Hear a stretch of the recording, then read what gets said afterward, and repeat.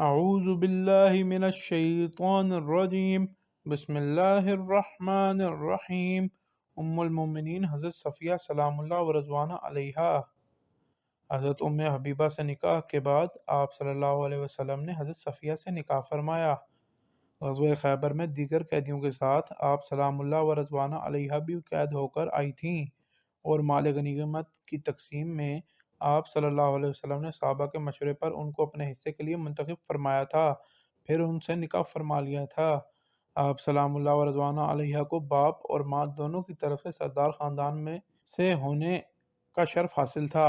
آپ کے والد قبیلہ بنو نضیر کے سردار تھے، اور والدہ قبیلہ بنو قریظہ کے سردار کی بہن تھی، اور دینی شرافت کے لحاظ سے آپ حضرت ہارون علیہ السلام کی نسل میں تھیں۔ نام و نسب اور ولادت: آپ سلام اللہ و رضوانہ علیہا کا اصلی نام صفیہ ہی تھا، اور آپ کے والد کا نام حسی اور دادا کا نام اختب تھا۔ والدہ کا نام برہ اور نانا کا نام سمائل تھا۔ آپ کے والدین کے اعتبار سے سردار گھرانے اور نسل کے لحاظ سے عظیم خاندان سے تعلق رکھتی تھیں۔ آپ سلام اللہ و رضوانہ علیہا واقعی ہجرت سے 10 سال پہلے مدینہ طیبہ میں پیدا ہوئیں۔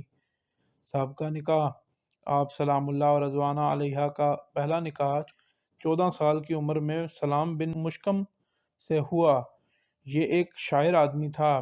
پھر دوسرا نکاح بالحکیم سے ہوا، یہ بھی شاعر تھا اور غزوہ خیبر میں قتل ہو گیا۔ اس کے بعد 7 ہجری میں رسول اللہ صلی اللہ علیہ وسلم کے ساتھ آپ سلام اللہ و رضوانہ علیہا کا نکاح ہوا۔ البتہ حضور صلی اللہ علیہ وسلم کے ساتھ نکاح ہونے سے پہلے حضرت صفیہ نے خواب دیکھا، جس میں اللہ تعالیٰ کی طرف سے آپ صلی اللہ علیہ وسلم کی زوجیت میں آنے کا ارشاد دیا گیا تھا، اور وہ اس طرح کہ حضرت صفیہ نے اپنے پہلے شوہر کے پاس ایک رات یہ خواب دیکھا کہ یثرب سے ایک چاند چلتا ہوا آیا ہے اور ان کی گود میں آ گرا ہے۔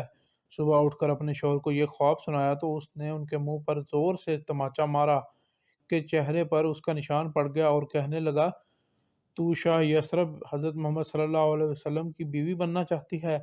حضور صلی اللہ علیہ وسلم سے نکاح: ہجری 4 میں جب رسول اللہ صلی اللہ علیہ وسلم نے قبیلہ بنو نضیر کے یہودیوں کو مدینہ سے باہر نکال دیا تو ان میں سے بعض لوگ شام اور اکثر لوگ خیبر کے علاقے میں جا کر آباد ہو گئے، جن میں حسی بن اختب اور ابو الحقیق کی اولاد بھی تھی۔ یہ لوگ اپنی قوم کے مالدار اور شرف و سردار میں شمار ہوتے تھے۔ وہاں جا کر بھی ان یہودیوں نے اسلام دشمنی اور اسلام کے خلاف سازشوں کا جال بچھانا شروع کر دیا۔ محرم ہے 7 ہجری میں حضور غزوہ خیبر کے لیے روانہ ہوئے۔ یہاں جا کر مسلمانوں نے ان یہودیوں کو کھلی شکست دی اور تمام قلعے جن میں یہودی رہتے تھے فتح کر لیے۔ اس جنگ میں بہت سارے کافر یہودی مارے گئے، جن میں حضرت صفیہ کا شوہر کنانہ اور مشہور یہودی پہلوان مرحب بھی مارا گیا، اور بہت سارے قیدی ہاتھ آئے۔ ان قیدیوں میں معروف سردار حسی بن اختب کی بیٹی صفیہ بھی تھی۔ وہیں خیبر میں ہی جب باندیوں کی تقسیم عمل میں آئی تو آپ صلی اللہ علیہ وسلم نے صفیہ حضرت دہیہ کلبی کو دے دی۔ اس پر بعض صحابہ نے حضور صلی اللہ علیہ وسلم سے عرض کی کہ صفیہ سردار کی بیٹی ہے، لہٰذا اس کی دلجوئی کے لیے مناسب یہ ہے آپ خود لے لیں، اور آپ صلی اللہ علیہ وسلم کو یہ رائے پسند آئی، اور آپ نے حضرت دہیہ کو بلا کر فرمایا کہ تم اس کے بدلے کوئی اور باندی لے لو۔ وہ راضی ہو گئے، چنانچہ اس کی جگہ ایک اور باندی دے دی گئی، اور صفیہ کو آپ صلی اللہ علیہ وسلم نے اپنے لیے منتخب کر لیا۔ بعض روایت میں یہ ہے کہ آپ صلی اللہ علیہ وسلم نے شروع سے ہی حضرت صفیہ کو اپنے لیے منتخب فرما لیا تھا۔ بہرحال اس کو ساتھ لیے آپ صلی اللہ علیہ وسلم کی تمام مسلمانوں سمیت واپس مدینہ طیبہ روانہ ہوئے۔ دوران سفر جب قافلہ مقام صحبہ پر پہنچا تو آپ صلی اللہ علیہ وسلم نے آزاد کرنے کے بعد ان سے نکاح فرما لیا، جبکہ وہ نکاح سے پہلے ہی اسلام لا چکی تھیں، اور وہیں سفر میں ہی رخصتی اور ولیمہ ہوا۔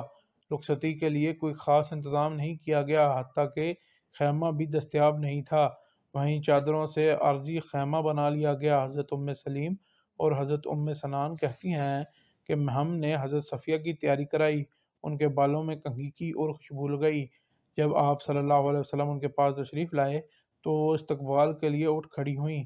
دراصل یہ بات ہم نے انہیں کہی تھی، اور ہم پھر وہاں سے اٹھ کر آ گئیں۔ جب صبح ہوئی تو ہم نے ان کے پاس گئیں، انہیں غسل کی حاجت تھی، لہٰذا ہم انہیں اپنے ساتھ لے کر لشکر سے دور پردہ کی جگہ پر چلی گئیں۔ انہوں نے قضائے حاجت کی اور غسل کیا اور پھر وہیں خیمہ میں واپس آ گئیں۔ انہوں نے ہمیں بتایا، رات جب آپ صلی اللہ علیہ وسلم میرے پاس اندر تشریف لائے تو آپ صلی اللہ علیہ وسلم نے آ کر خوشی کا اظہار کیا۔ اس کے علاوہ آپ صلی اللہ علیہ وسلم نے پوری رات آرام نہیں فرمایا اور صبح تک مجھ سے باتیں کرتے رہے۔ حضرت یہ فرماتی ہیں کہ میری رخصتی ہوئی، اس وقت میری عمر پورے 17 سال بھی نہیں ہوئی تھی۔ شب زفاف کے بعد جب صبح ہوئی تو رخصتی کی طرح یہ بھی انتہائی سادگی کے ساتھ کیا گیا۔ آپ صلی اللہ علیہ وسلم نے اعلان کر دیا، جو شخص کے پاس جو کچھ کھانے کی چیز ہو وہ لے آئے۔ پھر چمڑے کا دسترخوان بچھا دیا اور لوگ چیزیں لانے لگے۔ کوئی شخص کھجور یا کوئی گھی اور کوئی ستو لے آیا۔ پھر سب نے مل کر ان تمام چیزوں کو اکٹھا کر کے ایک جگہ ملا دیا۔ اس سے ایک مالیدہ سا تیار ہو گیا جسے لوگوں نے ولیمہ کے کھانے کے طور پر کھایا۔ سفر سے واپسی اور آپ صلی اللہ علیہ وسلم کا بیوی سے حسن سلوک۔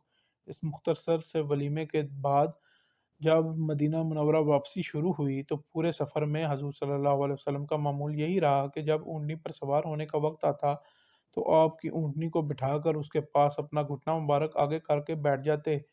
حضرت صفیہ آپ ان کے گھٹنے پر اپنے پاؤں رکھ کر اونٹنی پر سوار ہو جاتی تھیں، پھر سفر شروع کر دیا جاتا۔ حضرت صفیہ بھی بیان کرتی ہیں کہ میں نے رسول اللہ صلی اللہ علیہ وسلم سے زیادہ اچھے اخلاق والا شخص نہیں دیکھا۔